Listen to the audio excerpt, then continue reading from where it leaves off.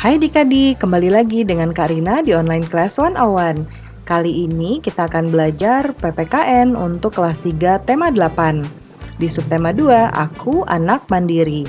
Di pembelajaran 4 kali ini kita akan belajar mandiri saat melaksanakan ibadah.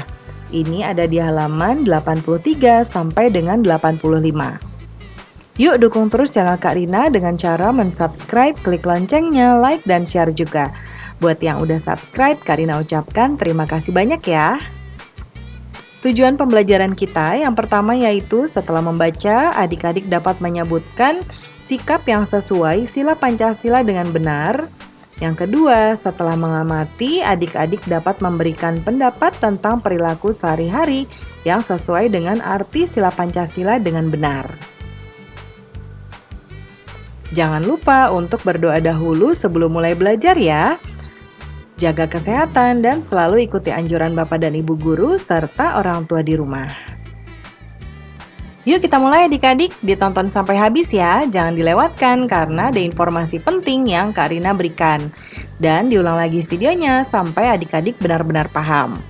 Ini di halaman 83. Judulnya Mandiri saat melaksanakan ibadah. Nah, ini ada beberapa agama yang ditampilkan di sini ya. Ini ada Kristen ya.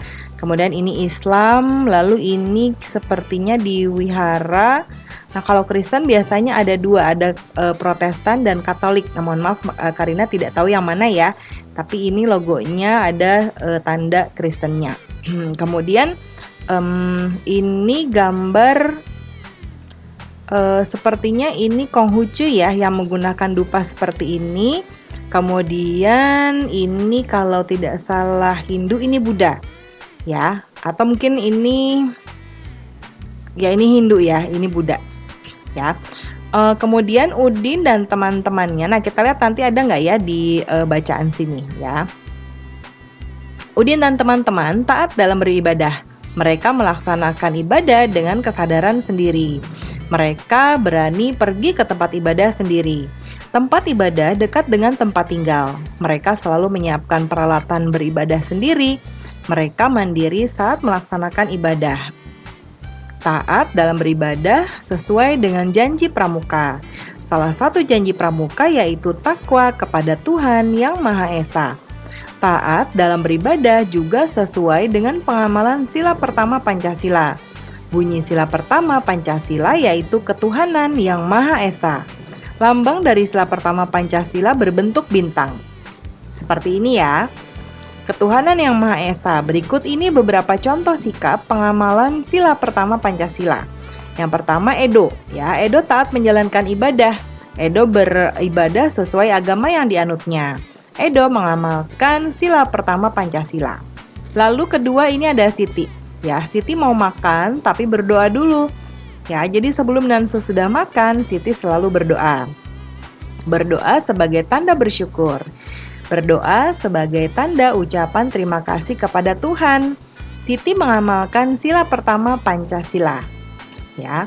Yang ketiga ini ada Dayu. Dayu sangat rajin merawat tanaman. Dayu mencintai tanaman. Dayu mencintai makhluk ciptaan Tuhan. Dayu mengamalkan sila pertama Pancasila. Ya. Nah, sekarang tuliskan 5 contoh perilaku yang menunjukkan pengamalan sila pertama Pancasila.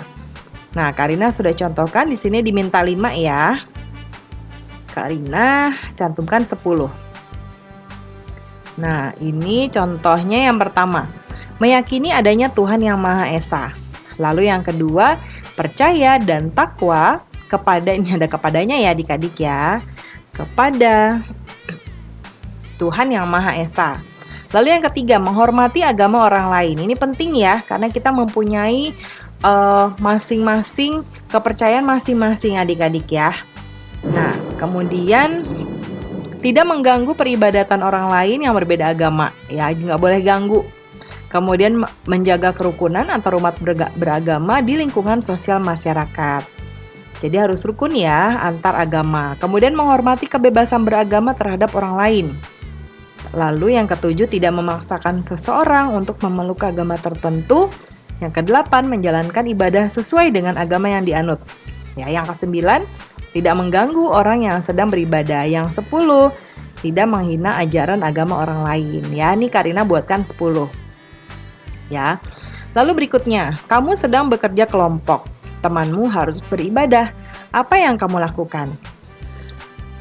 Misalnya nih lagi kerja kelompok ya, lagi sibuk-sibuknya, ternyata waktunya beribadah, misalnya sholat asar gitu ya. Lalu salah satu teman kamu harus beribadah sholat asar. Apa yang kamu lakukan? Nah, kita menghormati kegiatan ibadah teman tersebut ya. Jadi kita mempersilahkan dia untuk beribadah terlebih dahulu, baru setelah itu kita melanjutkan lagi kerja kelompoknya. Ya, nah ini termasuk dalam pengamalan sila ke-1, yaitu ketuhanan yang Maha Esa, ya.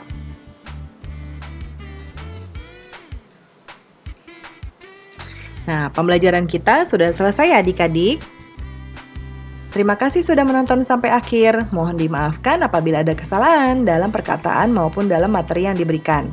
Sampai jumpa di video berikutnya. Dadah!